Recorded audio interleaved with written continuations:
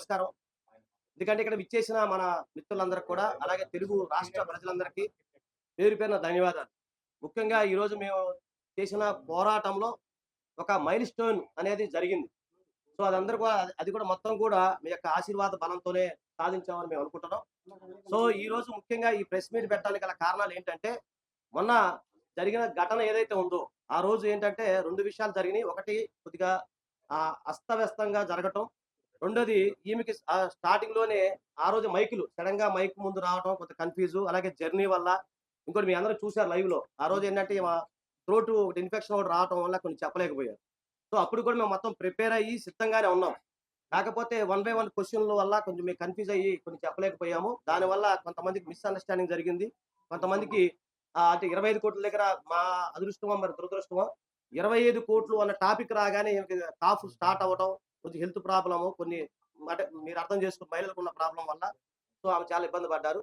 So, దాని ద్వారా మళ్ళీ మేము ప్రెస్ మీట్ పెట్టాలనుకున్నాం. కాకపోతే అప్పటికే మేము పిటిషన్ ఫైల్ చేసినప్పుడు ఎన్‌హెచ్‌ఆర్‌సీ వారు స్పందించి వెంటనే తెల్లారి మాకు నంబర్ ఇవ్వటం వల్ల ఆల్రెడీ మీ అందరికి పెట్టాను.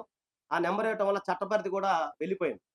సో, తర్వాత ఇదే కాకుండా మేము అప్పుడు మా దగ్గర కొన్ని ఎవిడెన్స్ కూడా మిస్ అయినియి. ఆళ్ళకి సంబంధించిన వాళ్ళిచ్చిన ఎఫ్ఐఆర్ కాపీ ఏదైతే ఉందో, అది మేము తెప్పించడం జరిగింది. దాంట్లో ఉన్న లోపాలేంటో మీకు చెప్తాను. దీంట్లో ఎంత కుట్ర జరిగింది, ఒక మహిళ పైన ఎంత కుట్ర చేశారనేది. మళ్ళీ చెప్తున్నాను దయచేసి అందరికి చెప్తున్నాను పేరు పేరున ఇది రాజకీయాలకి సంబంధం లేదు. ఒక వ్యక్తికి మాత్రమే, ఒక మహిళకి, ఒక పురుషుడికి జరిగిన సంఘటన మాత్రమే. సరే ఇందులో అది అది ఏంటనేది ఏం జరిగింది అనేది కోర్టు పరిధిలో ఉంది. కోర్టు వారు నిర్ణయం తీసుకుంటారు. మేము ఇప్పటికీ చెప్తా ఉన్నాము. మా యొక్క నిబద్ధత ఏదైతే ఉందో ట్రాన్స్‌పరెన్సీ‌గా ఏ విషయమైనా సరే మేము పోరాటానికి సిద్ధంగా ఉన్నాం. అది ఏ విషయమైనా సరే. సో, ఈ మొట్టమొదటిసారిగా మీ అందరికి ఇంకొకసారి ధన్యవాదాలు ఎందుకు తెలియజేస్తానంటే, మీకు తెలుసు నిన్ననే మాకు అరవ శ్రీధర్ గారి పైన మేమిచ్చిన కంప్లెయింటు, అలాగే ఎన్‌హెచ్‌ఆర్‌సీ ఆదేశాలతో ఎఫ్ఐఆర్ నమోదైంది. ఆ సెక్షన్స్ అనేవి ఏంటంటే సెక్షన్ 318 సబ్‌సెక్షన్ 2 అండ్ సబ్‌సెక్షన్ 4 ఇది 7 ఇయర్స్ వరకు జైలు శిక్ష పడే నేరాలు. అలాగే మిస్‌క్యారేజ్ ఆఫ్ వుమెన్ మీరు అక్కడ 5 అబార్షన్‌లు జరిగినాయనే దాని మీద మేము రుజువు చేయడానికి నేను ఎక్స్‌ప్లెయిన్ చేయడానికి మేము సిద్ధంగా ఉన్నాము. దానిపైన కూడా పోలీసు వారు 88 సెక్షన్ బిఎన్ఎస్ కింద పెట్టడం జరిగింది. అలాగే 351 అలాగే మోడెస్టీ ఆఫ్ వుమెన్. సో, మహిళలకు సంబంధించిన సెక్షన్స్ కూడా పెట్టడం జరిగింది. సో, దానికి సంబంధించిన చాలామంది ఏఏ గాని, డీప్ సీక్ అని చెప్పి చాలామంది చెప్తా ఉన్నారు. సో, అవన్నీ కూడా కాదు. అవి ఒరిజినల్ అని చెప్పేసి మీరు దానికి సంబంధించిన డివైస్ కానీ, అలాగే దానికి సంబంధించిన 65 ఏదైతే ఉందో దానికి ఏదైతే 65 కింద మేము దాన్ని సర్టిఫై చేసి మేము కోర్ట్ వారికి సబ్మిట్ చేయడానికి మేము సిద్ధంగా ఉన్నాం. ఇదే కాకుండా కొన్ని సంఘటనలు జరిగినాయి. 25,00,00,000 గురించి ఒకటి, అలాగే 5 సార్లు చాలా మందికున్న ప్రశ్న ఏంటంటే 18 నెలల్లో 5 సార్లు అబార్షన్ ఎలా అవుతుంది? ఇది చాలా సృష్టికి విరుద్ధం అనే ప్రశ్నలు కూడా వస్తా ఉన్నాయి. నేను అక్కడ ఆ రెండిటి దగ్గర టాపిక్ ఆగిపోయింది. సో, దానికి నేను ఎక్స్‌ప్లనేషన్ ఇస్తాను. ఫస్ట్ మొట్టమొదటిసారిగా ఏంటంటే ఎన్‌హెచ్‌ఆర్‌సీ గురించి నేను మీకు ఎక్స్‌ప్లెయిన్ చేస్తాను. అదేంటంటే మేము ఎన్‌హెచ్‌ఆర్‌సీలో మేము నేషనల్ హ్యూమన్ రైట్స్ కమిషన్‌లో మేము ఫిర్యాదు చేశాము. దాన్ని గమనించిన ఎన్‌హెచ్‌ఆర్‌సీ వారు మాకు ఆ ఫిర్యాదుకు సంబంధించిన ఫిర్యాదుని స్వీకరించటం, అలాగే ఎవరైతే రెస్పాండెంట్స్ ఎవరైతే ఉన్నారో వాళ్ళకి నోటీసులు పంపడం వల్ల చాలా ఆనందించాల్సిన విషయం. ఎందుకంటే మేము సబ్మిట్ చేసిన ప్రతిది కూడా ఎన్‌హెచ్‌ఆర్‌సీ వారు గమనించారు. అలాగే నేషనల్ వుమెన్ కమిషన్ వారిలో కూడా మేము పిటిషన్ ఫైల్ చేశాము. వుమెన్ కమిషన్ వారు కూడా అది ముందుకొస్తా ఉంది.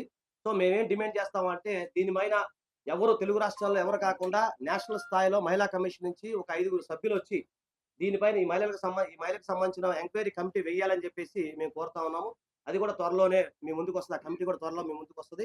సో, మేము నిష్పక్షపాతంగా కమిటీ ముందు పెట్టాలని మేము అనుకుంటున్నాం. అలాగే పార్టీ పరంగా జనసేన పార్టీ పరంగా ఏదైతే ఉందో పార్టీ వాళ్ళు ఇచ్చిన ఆదేశాలు అదే త్రిసభ్య కమిటీ ఉంది కదా! దానికి సంబంధించి కూడా మాకు జస్ట్ ఫోన్ రావటం జరిగింది. సో, దానికి ముందుకు కూడా అంటే రేపో, ఎల్లుండో మా యొక్క సమయం వీలు చూసుకొని దానికి సంబంధించి అక్కడ కూడా మేము ఎక్స్‌ప్లనేషన్ ఇవ్వడానికి కూడా మేము సిద్ధంగా ఉన్నాం. అలాగే హానరబుల్ హైకోర్ట్‌లో కూడా ఈమెకి సంబంధించిన ఎఫ్ఐఆర్ పైన పిటిషన్ ఫైల్ చేశాము. అది కూడా రేపో, ఎల్లుండో మరి అది కూడా ఆర్గ్యుమెంట్‌కి సిద్ధంగా ఉంది. సో, అది కూడా మీకు నెక్స్ట్ నేను అప్డేట్ ఇస్తాను. సో, ఈ వారం రోజుల్లో కరెక్ట్‌గా పోయిన బుధవారం ఇదే రోజు ఇదే సంఘటన జరిగినప్పుడు చాలామంది చాలా ప్రశ్నలు మమ్మల్ని అడిగారు. ఇది ముందుకెళ్తారా? మీ దగ్గర ఎలాంటి ఎవిడెన్స్ ఉందా? అసలు దీన్ని ఎలా తీసుకెళ్తారా అని. చూసారు కదా! ఈ 5 రోజుల్లో ఈ 5, 6 రోజుల్లో అంటే 2 రోజులు సెలవులు తీసేస్తే 4 రోజుల్లో ఎంత అభివృద్ధి చెందాము. మా దగ్గర ఎంత ఎవిడెన్స్ లేకపోతే ఇన్ని కేసులు నమోదవుతాయనేది మీ అందరికి తెలిసింది. కాబట్టి మిత్రులారా మీ అందరికి ఒకటే చెప్తున్నాను. ఇదే కాకుండా మీకొకటి చిన్న విషయము ఒక 25,00,00,000 విషయం మాట్లాడతాను. ఇఫ్ యూ డోంట్ మైండ్ మీరందరూ పర్మిషన్ ఇస్తే. అదేంటంటే ఈమె రూ. 25,00,00,000 డిమాండ్ చేసినట్టుగా ఒక ఆడియో ఏదైతే ఉందో మాకు వినిపించడం జరిగింది. అది కేవలం 29 సెకండ్‌లో ఉన్న ఆడియో మాకు దగ్గరకొచ్చింది. అయితే మేము కూడా తెప్పించుకున్నాం. సో, ఇక్కడ మేమేమంటామంటే రూ. 25,00,00,000 ఉదాహరణకి నేను మిమ్మల్ని అడిగాననుకోండి. ఆజాదు నన్నడిగాడు. లేతే ఎక్స్‌వైజెడ్‌ని అడిగాడనేది అక్కడ తీసుకున్న పర్సన్ ఎవరు? ఫోన్ రిసీవ్ చేసుకున్న పర్సన్ ఎవరు? వాళ్ళ వాయిస్ ఏది? వాళ్ళు దాన్ని యాక్సెప్ట్ చేశారా? యాక్సెప్ట్ చేయలేదా? మరి ఏం జరిగింది? ఇద్దరి మధ్య కన్వర్సేషన్ అది ఫుల్ ఆడియో ఏదైతే ఉందో అది ఇస్తే మేము కూడా 65 కింద దాన్ని మేమే ఫోరెన్సిక్ ల్యాబొరేటరీలో పంపించి ఒకవేళ మా క్లయింట్ మిస్టేక్ ఉంటే దాని ప్రకారం ఎలాగో ఎఫ్ఐఆర్ నమోదైంది కదా! దాని ప్రకారం మేము వెళ్ళటానికి మేము సిద్ధంగా ఉన్నాం. సార్ ఒక్కసారి దయచేసి చెప్తున్నా ఇయన్నీ పబ్లిక్ డొమైన్‌లో దొరికే డాక్యుమెంట్సే. నేను ఎవరికీ కూడా ఎక్కడ తీసుకొచ్చింది కాదు.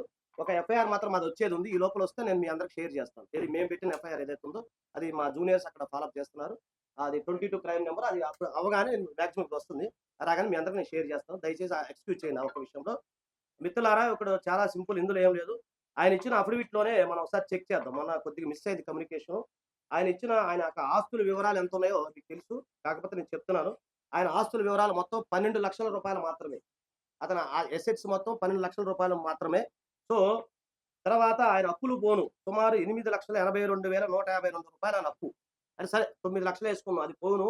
ఆయన ఆస్తి కేవలం రూ. 3,00,000 మాత్రమే.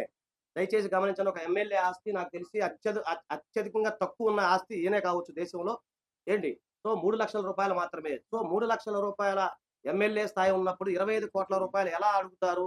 అనేది ఇక్కడ క్రిస్టల్ క్లియర్‌గా కనబడతా ఉంది. సో, ఈమె అడగటానికి కూడా ఒక సెన్స్ అనేది ఉండాలి గదా! రూ. 25,00,00,000 ఎక్కడి నుంచి వచ్చినాయని. లేదు ఆయన అక్రమంగా ఏమైనా సంపాదించారు అంటే మేము ఎలక్షన్ కమిషన్ వారికి కూడా మేము కంప్లెయింట్ ఇయడానికి సిద్ధంగా ఉన్నాం. ఎందుకంటే ఆయన అక్రమంగా 25,00,00,000 కాదు, 30,00,00,000 కాదు, 50,00,00,000, 100,00,00,000 సంపాదించాడంటే దానికి ఎలక్షన్ కమిషన్‌లో ఆయన అఫిడవిట్ మీద మీరు ప్రైవేట్ కంప్లెయింట్ ఏసి ఎలక్షన్ కమిషన్ వారు కూడా కంప్లెయింట్ ఇవ్వడానికి మేము సిద్ధంగా ఉన్నాం. అలాంటి అక్రమ ఆస్తులు గనుక ఆయన ఉన్నట్లయితే అది కూడా చెప్తున్నా. అలాగే స్పీకర్ మీరు చూసారు ఒక వీడియో చూసారు. అదేంటంటే స్పీకర్ ఆ సందర్భంలో స్పీకర్ గారికి కూడా మేము ఫిర్యాదు ఇస్తున్నాము. ఎందుకంటే అంతకుముందు మనం చూసాం. కర్ణాటక అసెంబ్లీలో ఒక వ్యక్తి పోర్న్ వీడియోస్ చూస్తున్నాడు ఎమ్మెల్యేగా. మీకు తెలుసు అదన్నీ. సో, ఆ టైంలో అతన్ని వెంటనే డిబార్ చేయడం జరిగింది. మరి ఇప్పటి వరకు కూడా ఇతని పైన డైరెక్ట్‌గా అక్కడ కూర్చొని అసెంబ్లీలో కూర్చొని ఒక ప్రజాప్రతినిధి చేయాల్సిన పనేంటి? మన ప్రజా సమస్యలు తీసుకెళ్ళటానికి, ప్రజా బాధలు చెప్పడానికి ఉన్న వ్యక్తి ఒక చాటింగ్ చేసుకుంటా మహిళతో అసభ్యంగా మాట్లాడటం ఇవి చేయటం వల్ల సో, దీనిపైన స్పీకర్ గారికి కూడా మేము కంప్లెయింట్ ఇస్తా ఉన్నాం. ఖచ్చితంగా అది నెక్స్ట్ జరుగుతా ఉంది. సో, నేనేమన్నానంటే రూ. 25,00,00,000 విషయంలో మీరందరూ అర్థం చేసుకుంటారని ఆలోచిద్దాం. మళ్ళీ రూ. 25,00,00,000 సంబంధించి వాళ్ళిచ్చిన ఎఫ్ఐఆర్ అండి. ఇది పబ్లిక్ డొమైన్‌లో దొరుకుతది. మీకు కావాలంటే నేను ఇస్తాను. దాంట్లో జిరాక్స్‌లు కావాలంటే నేను తీసిస్తాను. చూడండి ఇక్కడ క్రిస్టల్ క్లియర్‌గా చెప్పారు. ఇక్కడ ఏమంటున్నారంటే ఇక్కడ ఒక్కసారి ఆయన చెప్పిన దాంట్లో ఏమంటారంటే, మా కుటుంబానికి అంటే ఇది వాళ్ళ అమ్మగారు ఇచ్చారండి. వాళ్ళ అమ్మగారు ఇచ్చారు. మా కుటుంబానికి రూపానంద రెడ్డి గారి కుటుంబానికి గత 20 సంవత్సరాలు ఉన్నాయి. మా మీద నమ్మకంతో రెడ్డి గారి దయతో దయచేసి గుర్తుపెట్టుకోండి. రెడ్డి గారి దయతో ముక్కవారిపల్లి సర్పంచ్‌గా నిలబెట్టి, వారి ప్రోత్సాహంతో గెలిపించి, మేమెప్పుడు కనివిని, ఎరుగని రాజకీయ భిక్ష పెట్టినాడు. అంటే ఇక్కడ మీకేం అర్థమవుతుంది? ఎమ్మెల్యే గారికి రాజకీయ భిక్ష దొరికింది. సో, ఆయన ఎమ్మెల్యే కాదు అని అర్థమవుతుంది డైరెక్ట్‌గా. సార్ మీరు చదివిందే చూడండి. తర్వాత ఈ రాజకీయ భిక్ష పెడితేనే మేము బతుకుతాం అన్నట్టు ఆమె చెప్తా ఉంది. అలాగే మా కుటుంబాన్ని చల్లగా చూస్తున్నాడు. అలాగే ఎమ్మెల్యే అయిన మా అబ్బాయి రెడ్డి గారితో పాటు విశ్వాసంగా ఉంటూ చూడండి ఇక్కడ మీకు అర్థమవుతుంది. ఫెయిత్‌ఫుల్‌గా ఉంటున్నాడని చెప్పేసి ఆయన నిలబెట్టడం జరిగిందని చెప్పి వాళ్ళు ఇందులో ఆళ్ళు ఒప్పుకున్నారు. అంటే ఒక ఎమ్మెల్యేని ఒక వ్యక్తి ఒక విశ్వాసంగాను రాజకీయ భిక్ష పెట్టి చేస్తున్నాడు అంటే ఆయన ఎమ్మెల్యే అవునా కాదా అనేది ప్రజలకే తెలియాలి. ఇలే గాకుండా ఈమె ఏం చెప్తుందంటే ఈమె వస్తూ పోతూ అని చెప్పి. మేము అక్కడ వర్షన్ క్లియర్‌గా కాంట్రడిక్షన్ కనబడతా ఉంది. ఈమె వస్తూ పోతూ ఉన్నప్పుడు ఒక వ్యక్తి వస్తూ పోతున్నప్పుడు వ్యక్తిగతంగా ఎళ్ళాల్సిన అవసరం లేదు ఆ ఎమ్మెల్యే గారికి. సో, అది పక్కన పెడదాం. తర్వాత ఈమె ఏం చేసింది ఢిల్లీ విషయంలో యూపీపీఎస్ ఎగ్జామ్స్ గురించి కూడా చెప్తున్నాను. అది ఫేక్ అండి. అది మేము డౌన్‌లోడ్ చేసాము. మేము యూపీపీఎస్ వాళ్ళతో కూడా మాట్లాడాము. వాళ్ళకి కూడా మెయిల్ పెట్టాము. అతను ఫోటో మార్ఫింగ్ చేశాడు. సంబంధిత ఎక్స్‌వైజెడ్ నాగేంద్ర గారా? ఎవరో ఆయన పెట్టినట్టు జరిగింది. దాని మీద కూడా యూపీపీఎస్ మీద ఇస్తున్నాము. సీబీఐ కూడా మేము కంప్లెయింట్ చేస్తున్నాం. అతని పైన ఎవరైతే మీకిచ్చారో ఫేస్‌బుక్‌లో ఎవరైతే యూపీపీఎస్ ఎగ్జామ్ అది చాలా పెద్ద ఎగ్జాము. IAS exam. సో, దాంట్లో ఏమో ఉన్నట్టుగా అని చెప్పి కొన్ని చేశారు. దానిపైన కూడా మేము అతని పైన మేము కంప్లెయింట్ చేస్తున్నాం. సీబీఐకి కంప్లెయింట్ చేస్తా ఉన్నాం ఢిల్లీలో. అక్కడ మా టీమ్ చూసుకుంటా ఉంది. ఇకపోతే మీ రూ. 25,00,00,000 సబ్జెక్ట్ మళ్ళీ నేను చెప్తాను దయచేసి వినండి. ఇక్కడ ఏమంటున్నారంటే నాగా మునిరెడ్డి ముందుగానే వేసుకున్న పథకం ప్రకారం తనకు రూ. 25,00,00,000 డబ్బులు వెంటనే ఇవ్వమని అడగ్గా, అలా ఇవ్వకపోతే నా కొడుకైన ఎమ్మెల్యేలు అక్రమంగా తనతో ఉండడం చిత్రీకరించి అంటే ముందే వాళ్ళు చిత్రీకరించిన విషయం వాళ్ళకెట్లా తెలుస్తుంది? అలాగే రూ. 25,00,00,000 అంటున్నారు ఇక్కడ చూడండి దయచేసి. రూ. 25,00,00,000కి అంటే మరి గౌరవనీయులు ఎమ్మెల్యే గారికి రూ. 25,00,00,000 ఎన్ని సున్నాలుంటాయో కూడా తెలీదనుకుంటా. ఇక్కడ ఫిగర్ కూడా ఎయలేదు చూడండి. రూ. 25,00,00,000 ఫిగర్ కూడా మరి ఎసారో లేదో మర్చిపోయారో నాకు తెలీదు. ఆయనకి ఎన్ని సున్నాలున్నాయో కూడా తెలీదు. సో, ఇంకొకటి రూ. 25,00,00,000 డబ్బు డిమాండ్ చేస్తూ లేకుంటే మా కుటుంబాన్ని బజారు పాలు చేస్తారని. సో, రూ. 25,00,00,000 డిమాండ్ ఈమె ఎప్పుడు చేసింది? ఎప్పుడు చేసింది? ఏ టైంలో చేసింది? ఎక్కడ చేసింది? ఎవరిని చేసింది? ఆ విషయం ఇక్కడ స్పష్టంగా లేదు.